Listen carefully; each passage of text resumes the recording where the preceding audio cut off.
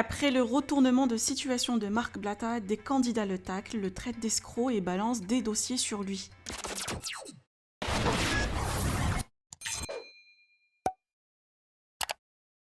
C'est incroyable comment cette histoire évolue, la polémique ne cesse de prendre de l'ampleur et chaque jour on apprend une nouvelle chose. Maïva décide de s'exprimer avec Carla en face à face en France, Ilan prend la défense de Maïva et des Tanti, Marc Blatta balance de nouvelles preuves sur le fait que Carla était menacée. Le mari de Nadé a été par la suite accusé d'avoir été payé et les audiences des Marseillais à Dubaï ne cessent de chuter.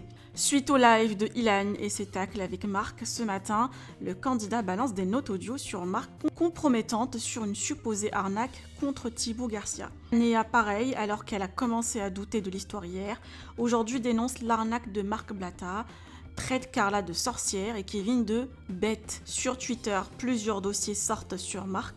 Sa femme Nadé le défend et précise que c'est ancien et à l'époque de son conflit avec Aquababe. Je vous laisse avec la story de Anéa et Ilan et les audios de Marc. Que pensez-vous de ce retournement de situation? Partagez avec moi vos avis en commentaire et n'oubliez pas de liker la vidéo et de vous abonner à la chaîne. Et de traçabilité, vraiment pourquoi Thibaut il vient ici, pourquoi tout le monde vient ici. Il n'y a pas de traçabilité avec la France. Une fois que l'argent il est rentré, c'est fini. Moi, je te dis, je vais pas dire c'est la seule opportunité pour nous voir ce genre de choses, mais belle opportunité, la vérité. Et par Snap, juste l'adresse email de Thibaut. Moi, je peux copier l'adresse email de Thibaut. Ce que je veux dire, la première des choses, tu m'envoies ton adresse email, ton adresse email, je t'envoie avec la fausse adresse email de Thibaut, le truc, mon adresse email, ton adresse email à toi. Mais en fait, c'est toi la banquière, donc on est bien d'accord que c'est à toi que j'envoie le mail. D'accord. De toute façon, comme je t'ai dit, la somme que tu vas prendre, même si tu perds ton taf, on fera toujours un travail, tu vas pas aller en prison. Il n'y a aucune preuve. Toi, tu t'es juste fait avoir parce que le mail, il y avait un truc, tu t'as fait un virement parce que tu as reçu comment on appelle ça, mail. Fais attention, faute professionnelle, au pire du pire, ils te virent. Qu'ils fassent quoi? La vérité, ils vont rien faire du tout. Les banques, elles ont des assurances, tu le sais mieux que moi.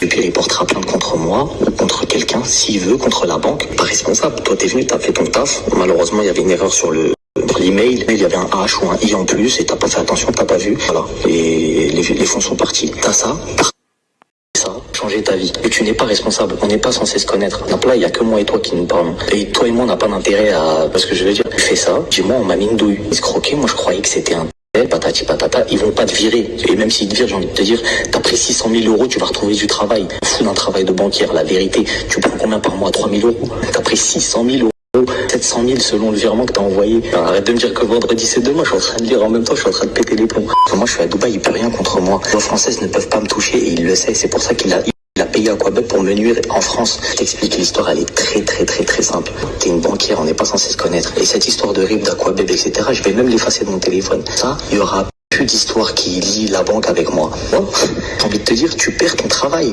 Il va rien. On vient de m'envoyer ça, donc moi je connaissais pas ces vidéos. Donc je sais pas ce que c'est, j'en ai aucune idée. Je sais que c'est Marc qui parle à quelqu'un.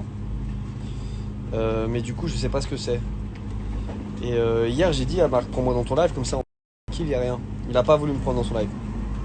Dans le mien, je lui ai dit vas-y monte, comme ça tranquille, on parle, tu vois. Et du coup il a pas voulu. J'ai envoyé des messages en privé, je lui ai dit vas-y frérot, viens on discute. Il m'a pas répondu. Donc du coup ce que je vais faire, c'est que ce soir live à 22h comme prévu. Bah Marc, si tu veux venir dans le live t'expliquer par rapport à cette vidéo et par rapport à l'histoire un peu qui est sortie, y a pas de problème. On pourra en parler tranquillement, voilà. Ça, parce qu'il faut arrêter de croire tout le monde. Regardez, vous pouvez pas croire quelqu'un comme Marc au doigt et à la lettre avec des choses comme ça qui dit de sa bouche. C'est une dinguerie, c'est une grosse escroquerie. On n'arnaque pas les banques, on arnaque les gens. C'est que c'est pire. Les banques encore, c'est pas grave en soi. Mais les gens, c'est grave. Donc après, je sais pas les tenants et les aboutissants. Maintenant, si Marc, tu veux venir t'expliquer avec moi dans le live, on le fait. Tranquille, y a rien, tu vois. Après, bon, aussi, c'est un pigeon, l'autre. Le mec, il vient à Dubaï pour essayer bon, de sauver sa peau, mais il est tellement bête que... Non, mais c'est horrible. Franchement, c'est horrible, la vérité. C'est juste que la vérité, Marc Blatta, il lui a pris son oseille et voilà quoi. Il a dit 2-3 phrases, mais on connaît tous la vérité. C'est ça qui est horrible. Ça fait mal au cœur pour Kevin. Franchement, ça fait mal au cœur pour Kevin. Parce que le mec, il essaie de se battre et tout pour sa femme. Et Et ouais, et c'est chou, franchement, c'est chou. Après, je pense qu'il y a des gros intérêts financiers derrière et qu'ils n'ont pas forcément. Bah, ils ont envie de s'en sortir et je peux comprendre. Enfin, c'est un père de famille et voilà, il faut. Ça va être très compliqué pour eux et franchement, ça, j'en suis désolée. Ça, j'en suis désolée parce que personne mérite de rencontrer la misère ou d'être du jour au lendemain à la rue. Et je pense qu'on a toujours une deuxième chance.